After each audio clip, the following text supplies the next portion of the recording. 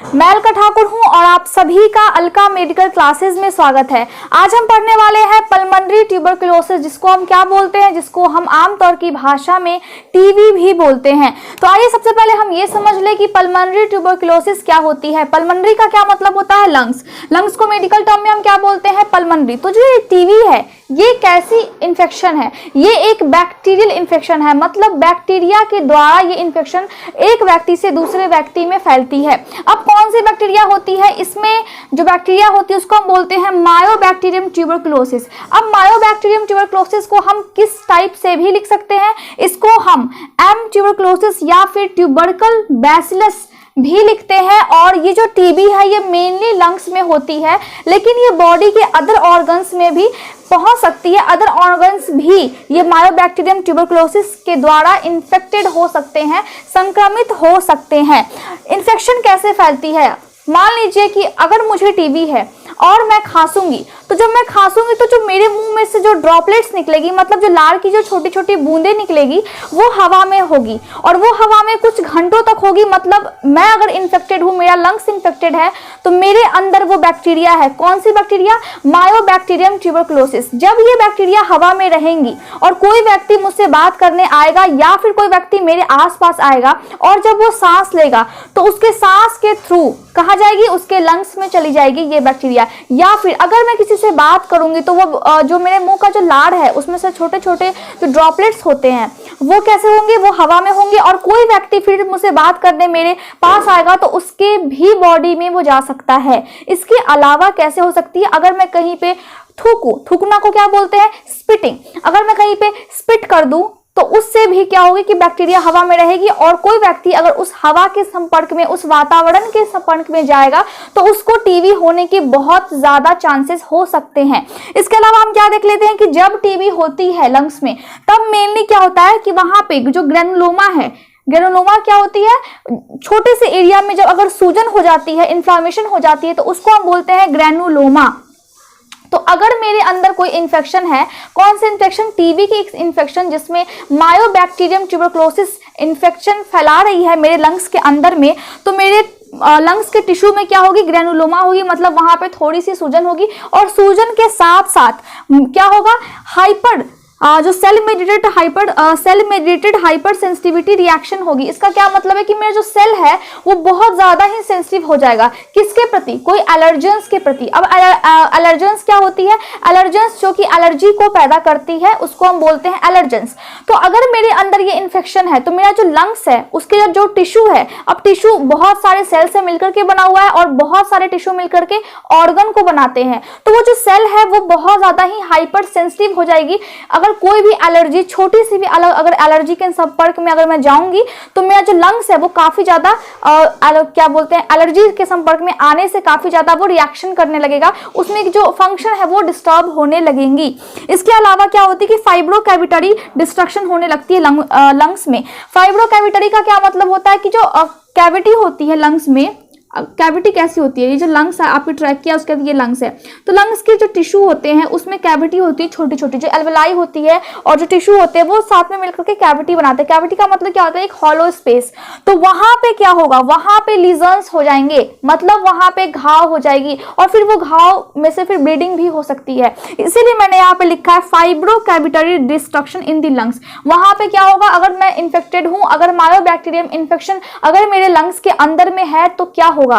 तो जो मेरा सेल है वो हाइपर सेंसिटिव हो जाएगा, मेरे लंग्स में इन्फ्लामेशन होगी, मतलब सूजन होगी और मेरे अंदर लीजन्स भी हो सकते हैं, मतलब मेरे लंग्स के अंदर में। लेकिन ये जो टीबी है, ये जो मायोबैक्टीरियम ट्यूबरकुलोसिस है, ये इन्फेक्शन आपके ब्रेन को भी कर सकते हैं इन्फेक्टेड, आपके स्पाइन को भी कर सकते हैं, आपके किडनी को भी कर सकते हैं, तो ये अदर ऑर्गन्स में भी स्प्रेड हो सकती है, ठीक है।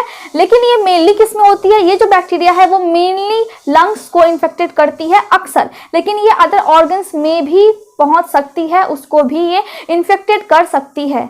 चलिए अब हम इसके कॉजेस को देख लेते हैं कि आखिर ट्यूबरक्लोसिस के क्या क्या कारण हैं। मेनली जो कारण होंगे, जो कॉजेज होंगे, वो लिंक होंगे बैक्टीरिया से। कौन से बैक्टीरिया से? मायोबैक्टीरियम ट्यूबरक्लोसिस के कारण, क्योंकि टीबी होती है तो जो भी कॉजेज होंगे वो इसी से लिंक होंगे। इसके अलावा मैंने आपको अभी जस्ट बताया है कि ये जो बैक्टीरिया है, ये जो बैक्टीरियम है, वो टिपिकली अटैक यानी कि अक्सर अटैक किस पे करती है? लंग्स पे, लेकिन ये अदर पार्ट्स में भी अटैक कर सकती है। बॉडी के अदर पार्ट्स को भी ये अफेक्ट कर सकती है। वो पार्ट्स कौन कौन से होते हैं? किडनी हो गई आपकी, स्पाइन हो गई, स्पाइन मतलब स्पाइनल कॉर्ड, इसके अलावा ब्रेन, इसको भी अटैक कर सकती है, इनमें भी इन्फेक्शन फैला सकती है।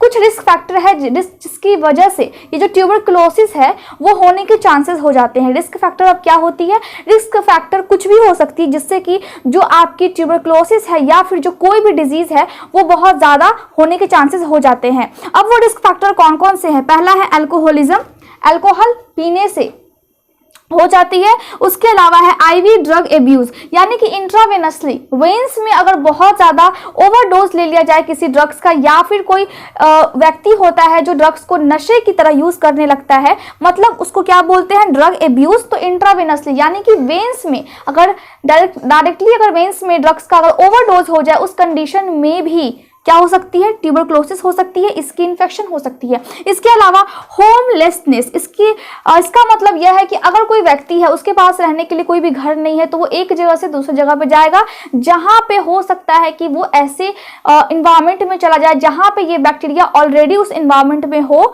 या फिर साफ सफाई नहीं होने के कारण भी ये बैक्टीरिया रहती है वहाँ पे, जिसके कारण ट्यूबरक्लोसिस होने के चांसेस हो सकते हैं। अब आप ये समझ लीजिए कि ये जो मायोबैक्टीरियम ट्यूबरक्लोसिस है ये कैसी होती है। इसका शेप है रॉड शेप। उसके अलावा ये नॉन स्पोर फॉर्मिंग है, यानी कि स्पोर का मतलब क्या होता है कि अगर ये आपके लंग्स में चली गई है, ठीक है, ये आपके अगर लंग्स में चली गई है तो ये अचानक से बहुत तेजी से डिवाइड नहीं होगी, बहुत तेजी से अपने जैसा बैक्टीरिया नहीं बनाएगा, उसको हम बोलते हैं नॉन स्पोर, क्योंकि ये स्लो ग्रोइंग बैक्टीरिया है। स्लो मतलब धीरे धीरे ये ग्रो होती है लंग्स में, अचानक से ये बहुत ज़्यादा नहीं हो जाती है। आपके लंग्स में रहेंगे, उसके बाद कुछ हफ्तों बाद जैसी आपकी इम्यून सिस्टम है, अगर इम्यून सिस्टम उसको किल करने में सक्षम हो जाती है तो ये बैक्टीरिया हो सकता है कि कुछ लंबे टाइम के बाद अपनी सिम्टम्स दिखाना स्टार्ट करे, लेकिन जिसकी इम्यून सिस्टम वीक होती है उनमें ये बैक्टीरिया के जो सिम्टम्स होते हैं वो जल्दी ही आ जाते हैं। तो ये डिपेंड करता है इम्यून सिस्टम पे। तो ये बैक्टीरिया जनरली स्लो ग्रोइंग होती है और एरोबिक बैक्टीरिया है। एरोबिक का मतलब होता है कि इस बैक्टीरिया को ग्रो होने के लिए ऑक्सीजन की जरूरत होती है, इसीलिए ये बैक्टीरिया हमारे लंग्स को मेनली अफेक्ट करती है, क्योंकि लंग्स में ऑक्सीजन जाता है, हमारे लंग्स में ऑक्सीजन रहता है। एरोबिक का मतलब क्या होता है? इसको ऑक्सीजन की ज़रूरत होती है और ये ऑक्सीजन को लेकर के ही ग्रो हो पाता है बॉडी में। उसके बाद ये अपने जैसे बहुत सारे बैक्टीरिया को फिर बनाता है और फिर ये इन्फेक्टेड करता है लंग्स को। इसके बाद हम ये मान ले, हम ये जानते हैं, हम सभी जानते हैं कि अगर इस बैक्टीरिया का ट्रीटमेंट अगर नहीं होगा तो उससे व्यक्ति की जान भी जा सकती है। ये बैक्टीरिया बहुत ही ज़्यादा खतरनाक होती है। वो कौन कौन से रिस्क फैक्टर है जिनकी वजह से ट्यूबरक्लोसिस और ज़्यादा बढ़ जाती है? जो मैंने इससे पहले बताया है उससे क्या होगी, उससे कोई और डिजीज़ भी हो सकती है, लेकिन मेनली जो रिस्क फैक्टर होते हैं ट्यूबरक्लोसिस के वो क्या क्या होते हैं, इसीलिए मैंने यहाँ पर लिखा है स्पेसिफिक ट्यूबरक्लोसिस रिस्क फैक्टर। ठीक है, इसमें क्या क्या आएंगे? पहला क्या है? Close contact with someone who has active tuberculosis.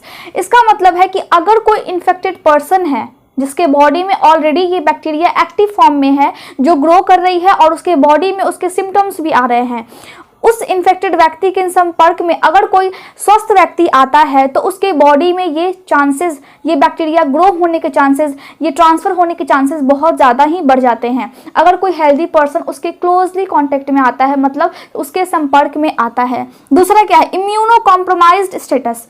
इसका मतलब होता है कि इम्यून सिस्टम क्या है? थोड़ी सी कंप्रेस है, थोड़ी सी वीक है। अब वो कौन कौन से कंडीशंस होते हैं जिनमें इम्यून सिस्टम वीक होती है? पहला मैंने क्या लिखा है? HIV infection. HIV इन्फेक्शन के केस में क्या होती है कि इम्यून सिस्टम बहुत ज़्यादा ही वीक होती है। इसके अलावा कैंसर के कंडीशन में हो जाती है। और ट्रांसप्लांटेड ऑर्गन्स, अगर कोई व्यक्ति में कोई ऑर्गन्स ट्रांसप्लांट हुआ है, मतलब इस समय उसका इम्यून सिस्टम बहुत ज़्यादा वीक है, तो ये बैक्टीरिया के होने के चांसेस बहुत ज़्यादा बढ़ जाते हैं। अगर ये सभी व्यक्ति जो कैंसर के पेशेंट है, जो HIV के पेशेंट है, जिनमें ऑर्गन ट्रांसप्लांट हुआ है, या फिर जो लंबे समय तक प्रोलॉन्ग्ड मतलब लंबे समय तक कॉर्टिकोस्टेरॉइड थेरेपी ले रहे हैं, हाई डोज की कॉर्टिकोस्टेरॉइड थेरेपी क्या होती है, ये सूजन बॉडी में हो जाती है, तो उस टाइम में सूजन को कम करने के लिए हम ये थेरेपी देते हैं पेशेंट को। तो ये जो सभी पेशेंट है, ये सभी पेशेंट अगर उस व्यक्ति के संपर्क में आए जिस व्यक्ति के बॉडी में ऑलरेडी इन्फेक्टेड बैक्टीरिया जो है वो एक्टिव फॉर्म में है, तो उन लोगों को होने के चांसेस बहुत ज़्यादा ही बढ़ जाता है, बहुत ज़्यादा एक्सेस हो जाता है। और जब वो क्लोजली कांटेक्ट में आएगा तो वो जो बैक्टीरिया है वो ऑलरेडी ट्रांसफर हो जाएगी इन्फेक्टेड पर्सन से हेल्दी पर्सन में, या फिर ये सभी जो कंडीशन जिस पर्सन के बॉडी में होगी उस पर्सन के बॉडी में ट्रांसफर होने के चांसेस बहुत ज़्यादा ही इंक्रीज हो जाते हैं। तीसरा क्या है, सब्सटेंस एब्यूज। सब्सटेंस एब्यूज का मतलब है किसी भी सब्सटेंस का बहुत ओवरडोज लेना या फिर उसको बहुत ज़्यादा यूज़ करना। ठीक है, पहला क्या है, अल्कोहलिज्म, और दूसरा है IV ड्रग एब्यूज। मैंने आपको इससे पहले भी बताया कि अल्कोहल के कारण और intravenously, IV means intravenously drug abuse. Drug का मतलब कोई भी ड्रग हो जिसको ओवरडोज लोग लेकर के अपने वेन्स में इंसर्ट कर देते हैं, अपने वेन्स में लेते हैं उस ड्रग को। उसके कारण क्या होती है कि जो ट्यूबरक्लोसिस की जो बैक्टीरिया है वो बहुत ज़्यादा होने के चांसेस होते हैं, बहुत ज़्यादा वो फैल जाती है उस व्यक्ति में, अगर वो व्यक्ति इन्फेक्टेड पर्सन के कांटेक्ट में आता है उस कंडीशन में। इसके अलावा pre existing medications condition. Pre existing मतलब पहले से ही अगर कोई ऐसी मेडिकल कंडीशन किसी व्यक्ति में पहले से हो। कौन सी condition, diabetes mellitus, chronic renal failure मतलब किडनी फेल अगर लंबे समय से है, सिलिकोसिस। सिलिकोसिस का मतलब होता है जो सैंड होती है, जो बालू होती है। अगर कोई व्यक्ति कंस्ट्रक्शन साइट पे काम करता है तो वहां पे क्या होती है, बालू का काम बहुत ज्यादा होता है, तो वो जो बालू के छोटे छोटे कण होते हैं वो सांस के थ्रू जब वो ब्रीथ करते हैं तो उनके लंग्स में चली जाती है, तो वो क्या करती है, एक तरह से उनको अफेक्ट करती है, उनके लंग्स के जो सिस्टम होते हैं उसको वो अफेक्ट करने लगती है, उसको डिस्ट्रॉय करने लगती है लंग्स के टिश्यू को, उसको हम बोलते हैं सिलिकोसिस। या फिर ल्यूकीमिया मतलब ब्लड कैंसर, हॉटकिंस डिजीज मतलब लिम्फेटिक सिस्टम में जो लिम्फ नोड्स होती है उसमें कैंसर होने लगता है, उसको हम क्या बोलते हैं, उसको हम बोलते हैं लिम्फोमा। तो जब किसी व्यक्ति के बॉडी में ये सभी कंडीशंस पहले से मौजूद है और वो व्यक्ति इन्फेक्टेड पर्सन के संपर्क में गया है, तो ट्यूबरक्लोसिस की जो बैक्टीरिया है उसके होने के चांसेस बहुत ज़्यादा हो जाते हैं, वो बहुत ज़्यादा ही एक तरह से रिस्की हो जाता है अगर किसी व्यक्ति में ये सारे कंडीशंस है और अगर वो उस इन्वायरमेंट में गया है जहाँ पे मायोबैक्टीरियम ट्यूबरक्लोसिस है, तो रिस्क फैक्टर बहुत ज़्यादा बढ़ जाते हैं, बहुत ज़्यादा चांसेस हो जाती है कि उनके बॉडी में भी वो बैक्टीरिया एंटर कर जाए। ठीक है, उसके अलावा सर्टेन ट्रीटमेंट्स में क्या क्या होती है, हीमोडायलिसिस, गैस्ट्रेक्टमी। हीमोडायलिसिस मतलब जिनकी किडनी खराब होती है तो वो क्या करते हैं, उनके जो हीमो मतलब ब्लड को चेंज करते हैं, ब्लड को प्यूरिफाई करते हैं, क्योंकि किडनी का काम क्या है, ब्लड को फिल्टर करना, ब्लड को एक तरह से जो भी वेस्ट है ब्लड में से वो बाहर निकालना। तो जिसकी किडनी खराब होती है उसके बॉडी में वेस्ट बाहर तो नहीं निकल पाता है क्योंकि ऑलरेडी किडनी खराब है, तो प्रोसेस होती है हीमोडायलिसिस जिसके थ्रू ब्लड में से वेस्ट को बाहर किया जाता है। ठीक है, इसके अलावा गैस्ट्रेक्टमी मींस स्टमक के कोई भी पार्ट को या फिर स्टमक के सभी पार्ट्स को रिमूव कर दिया जाता है। रिमेटॉइड अर्थराइटिस जिनको जॉइंट्स में इन्फ्लामेशन होती है, और इसमें मेनली क्या होती है कि ये भी एयरबॉर्न डिजीज है, मतलब हवा से फैलता है इसका भी बैक्टीरिया। उस कंडीशन में क्रॉन्स डिजीज जिसको हम बोलते हैं इलियाइटिस, इलियम किसको बोलते हैं, स्मॉल इंटेस्टाइन के 3 पार्ट्स होते हैं, तो 3 पार्ट्स में से एक पार्ट है इलियम, उस इलियम में ITIS लगा हुआ है, मतलब उस इलियम में इन्फ्लामेशन हो जाती है जिसको हम बोलते हैं क्रॉन्स डिजीज, इसको हम बॉवेल डिजीज भी बोलते हैं। ठीक है, तो उसमें क्या होती है कि छोटी आंत में सूजन हो जाती है। ये सभी अगर कंडीशन, ये सभी अगर कोई व्यक्ति ट्रीटमेंट ले रहा है, ये सभी की कंडीशन अगर किसी व्यक्ति में है तो उसके बॉडी में भी ये जो बैक्टीरिया है उसके आने के चांसेस बहुत ज़्यादा बढ़ जाते हैं। एक तरह से ये बहुत रिस्की चीज़ होती है। अगर ये सभी कंडीशंस है आपके बॉडी में तो आप रिस्क फैक्टर को ध्यान में रखते हुए आप ये ध्यान रखें कि आपको कहीं भी गंदी वाले जगह पे नहीं जानी है, आपको साफ सफाई का ख्याल रखना है, ये सभी चीज़ें आपको ध्यान में रखनी पड़ेंगी।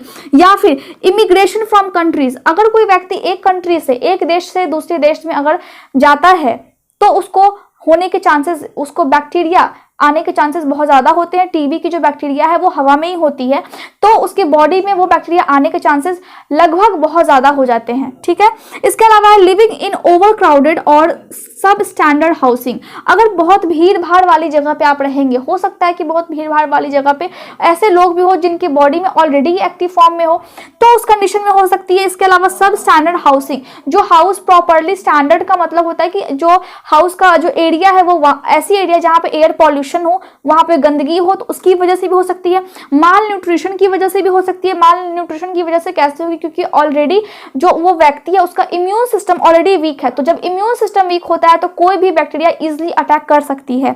इसके अलावा अगर कोई हेल्थ वर्कर है तो वो ऑलरेडी बहुत सारे पेशेंट को ट्रीट करता है, तो अगर उसके पास टीबी के जो पेशेंट आएंगे, अगर वो उसका स्पूटम मतलब जो उसका कफ होता है, जो म्यूकस होती है, वो अगर चेक करता है तो हो सकता है कि जो इन्फेक्शन है वो उसको भी लग जाए। तो ये सभी रिस्क फैक्टर है जिससे कि टीबी यानी कि मायोबैक्टीरियम ट्यूबरक्लोसिस होने के चांसेस बहुत ज़्यादा ही बढ़ जाते हैं। इसके स्टेज को हम देख लेते हैं। मेनली जो इसके स्टेज है, ये जो इन्फेक्शन की स्टेज है वो मेनली 3 स्टेज होती है। पहली कौन सा स्टेज है?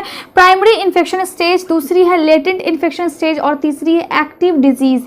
प्राइमरी इन्फेक्शन स्टेज हम किसको बोलते हैं? इस स्टेज में क्या होती है, अगर किसी व्यक्ति का इम्यून सिस्टम बहुत ज़्यादा वीक है और वो उस बैक्टीरिया के संपर्क में आता है, कौन सी बैक्टीरिया? मायोबैक्टीरियम ट्यूबरक्लोसिस बैक्टीरिया के संपर्क में आता है, जो कहाँ से आएंगी? जो किसी के खांसने से, किसी के छींकने से, किसी के बात करने से, किसी के गाने से जो ड्रॉपलेट्स होती है वो एयर में ही रहती है, वो हवा में ही रहती है। तो अगर कोई इम्यून सिस्टम जिसका वीक है और वो उस इन्वायरमेंट में आता है, उस बैक्टीरिया के संपर्क में आता है, तो वो बैक्टीरिया उसके बॉडी के अंदर चली जाती है। क्योंकि इम्यून सिस्टम उसका वीक है, तो जो सिम्टम्स होते हैं, जो टीबी के जो सिम्टम्स है वो 1 से 2 वीक में ही आने लगते हैं। उसको हम क्या बोलते हैं? उसको हम बोलते हैं प्राइमरी इन्फेक्शन स्टेज। ठीक है, माइक्रो ऑर्गेनिज्म उसके बॉडी के अंदर जैसे ही जाता है 1 से 2 सप्ताह में जो सिम्टम्स होते हैं वो आने लगते हैं। दूसरा क्या है? Latent infection stage.